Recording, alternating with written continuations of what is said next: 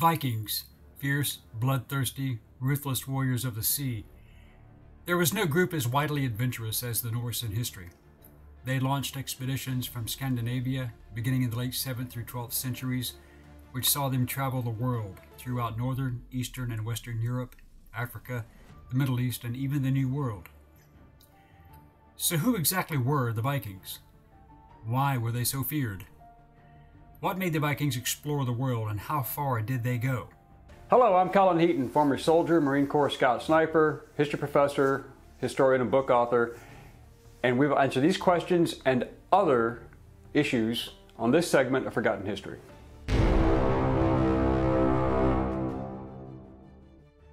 The Vikings were sea raiders of Norse culture with a historic reputation as marauding barbarians, uncouth, uneducated, ruthless, and unbearable. However, despite their legendary prowess in conquest, perhaps only 10 to 20% were full-time raiders, as most were primarily farmers, fishermen, and traders.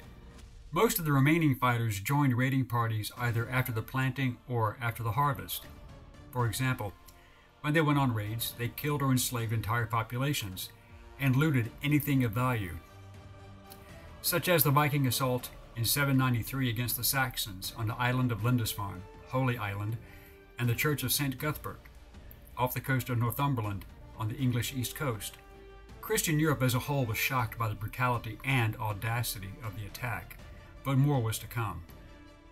After the Lindisfarne raid, just the sight of a square sail off the coast induced panic among the Saxon people. Internecine wars, harsh and long winters with a short growing season, periodic famines, and a growing population required a response. The need for more farmland and a sense of adventure drove many Vikings to seek opportunities elsewhere. Men like Errol Thorvaldsen, the father of Eric the Red, settled in the Faroe Islands, Iceland, and then young Eric discovered Greenland, creating the first settlements technically in North America. Over 300 years, the Vikings fought wars for conquest in Scotland, England, and Ireland. Ironically, Dublin was a Viking creation. They took and settled northern France, modern-day Normandy, under the Norwegian Viking Rollo in the 9th century. Rollo was the great-great-great-grandfather of William, Duke of Normandy, who in October 1066 conquered Saxon England to become William I. During the times of Eric and Leif, his son, as well as his brothers, the small earldoms in Norway were giving way to larger kingdoms, so the politics was changing. Another factor forcing thousands to migrate westward after the 9th century was the growing influence of Christianity, forcing the hard pagan believers out. Swedish Vikings, or Goths, settled modern-day Lithuania, Estonia, Latvia, Poland, Russia, and Ukraine, and archaeological evidence proves they traded throughout the Middle East, Western, Northern, and even Eastern Africa. In fact, it was the Swedes who provided the Varangian Guard, a mercenary bodyguard to the court of Emperor Basil II of Byzantium in Constantinople in the year 988.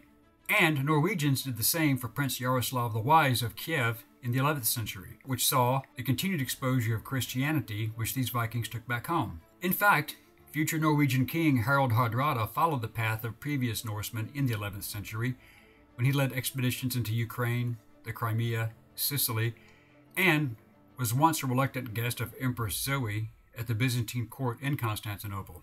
Hardrada married into Christianity and converted himself, and when he became king began the transformation in Norway, which forced many of the old believers out. The Vikings navigated the Rhine, Danube, Volga, Dnieper, Nile, Tigris, and Euphrates rivers, among others, trading and assimilating with all of these cultures. They navigated the Mediterranean and Black Seas from Portugal and Spain to Egypt and Turkey. Vikings were proven to have traveled into the Mesopotamian regions of Iraq and the Arabian Gulf Coast. Ruins also prove that Norwegian or Danish Vikings settled in Canada, primarily Baffin Island, Labrador, New Brunswick, Newfoundland, Nova Scotia, and even in Maine in the northeastern United States. But did the Vikings stop there, or did they go even farther west? Given their adventurous nature and desire for arable land, this is a viable possibility. It seems unlikely that such a collective would be satisfied with not exploring new opportunities, and their entrance into the Gulf of St. Lawrence as well as Hudson Bay should not be surprising. Maps drawn by the Vikings themselves during this period are fairly clear evidence of these travels, as well as the chronicles kept alive by oral history traditions. Many of these were chronicled in the 14th century by Icelander Snorri Sturluson in the Heimskringla, or Tales of the Norse Kings and the Sagas of the Icelanders. One of the greatest mysteries were the reports by Leif Erikson, son of Eric the Red, who described a region called Vinland. This area was similar to Northern Europe and had large areas of wild berries, grains such as wheat, grapes, and excellent salmon as well as other fishing. This area fits perfectly with the natural course of travel through the area into the mouth of the modern-day Nelson River leading to Lake Winnipeg. Although, unlike the previous areas already mentioned, no Viking settlement has yet to be discovered beyond the northeast coast of North America, but it may only be a matter of time. But what about the Great Lakes regions? The Vikings would have had no problem traversing these large bodies of water in their longships. Their ships were shallow draft vessels, sturdily built, and could be moved overland to other bodies of water, making them a true amphibious force.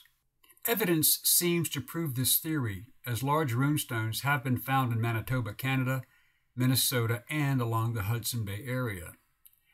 French explorer Pierre Gaultier de la Vérendrye even found one runestone in North Dakota, along the route of the Missouri and Red Rivers in 1783, and sent it to France, where it disappeared during the Revolution. De la Vérendrye reported his contact with the Mandan tribe in the region of the present-day regions of North and South Dakota, following earlier reports from others in the early 1700s. These natives had fair skin and had red or blonde hair and blue or gray eyes, and the women were quite Nordic in appearance and could have been mistaken for white Europeans. French explorers René Robert Caballé and Sieur de la Salle and Samuel de la Champlain all encountered a few Native Americans with blue eyes. On August 24, 1784, the Pennsylvania Packet and Daily Advertiser published an article that a new tribe of white people had been discovered in the far west. It also claimed that they were acquainted with the principles of the Christian religion and extremely courteous and civilized. Even Lewis and Clark encountered the Mandan people and verified these descriptions in 1804. These facts would seem to support the hypothesis that the Vikings did indeed push deeper into North America than was previously believed. Another runestone was found in 1898 called the Kensington runestone in modern-day Alexandria, Minnesota. Another runestone discovery in 1925 on the western shore of Lake Winnipeg in Manitoba added to the mystery, but this stone disappeared. However, the greatest evidence are the excavations of 15 Viking ships in Minnesota and North Dakota. Did the Vikings go even farther? The Spanish conquistadors also had their stories of meeting similar European-like Indians. Francisco Pizarro's expedition in 1535 wrote about the Cloud people in Peru, who were taller than the other Indians, with lighter hair and blue eyes. Yet the legend of the blue-eyed people of Peru dates back 2,000 years according to their own mythology and to Inca history. But could Vikings have made it there as well? Does the evidence clearly show that the Vikings traveled farther and wider than we believed, influencing other cultures? Does their bloodline still run through many tribes of Native Americans? It would seem that the legacy of the Viking raiders must now be connected to the history of the Vikings as not just explorers or raiders, but as ambassadors of cultural exchange. They were world travelers and bearers of Northern European culture, and possibly even bringing Christianity to the New World centuries before other Europeans. It is amazing to contemplate, and perhaps future archaeology will answer many of these questions. We hope you enjoyed this segment of Forgotten History. Please click like and subscribe for free. And please stay tuned and be engaged and informed. Send us comments if you have questions or even show ideas, and we will respond to all requests and comments as soon as we can. Thank you.